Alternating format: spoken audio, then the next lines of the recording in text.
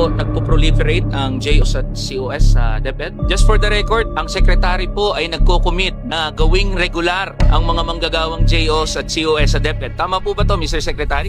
Ang DepEd po ay isa sa pinakamalaking burokrasya sa ating gobyerno. Tama ho ba? It's the biggest, Your Honor, at 1.05 million.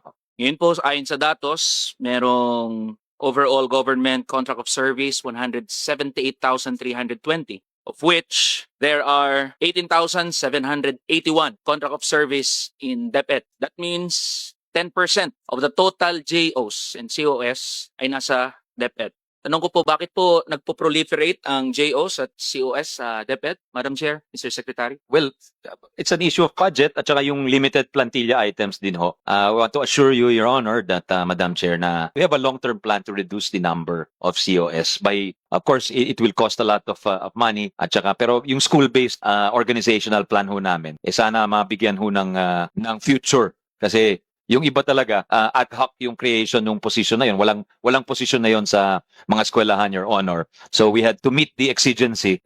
Nag-create tayo ng contract of service for that, Your Honor. Pero even in our legal department, there's a lot of contract of service. Abogado na nga ho yun, Your Honor. So we'll be working closely with the DBM, with our Human Resources Department to address this going forward, Your Honor. Maraming salamat po, Madam Chair, at sa Mr. Secretary. Maganda pong commitment from DepEd and to our Secretary. Just for the record, ang Secretary po ay nagko-commit na gawing regular ang mga manggagawang JOs at COS sa DepEd. Tama po ba to, Mr. Secretary?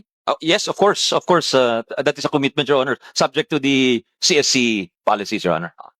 Maraming salamat po, Madam Chair, Mr. Secretary. Marami po nanonood na JO at COS ngayon at sisingilin po kayo sa inyong pong pangako sa ating mga kontraktual na mga manggagawa. Sana ipakita yung mukha ni Yusek Willie Cabral ho, dahil siya po ang head ng Yan po. HR. Yan. Siya yung nagre-recommend ho sa amin.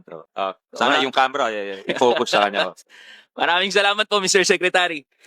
Tara na, kamanggagawa.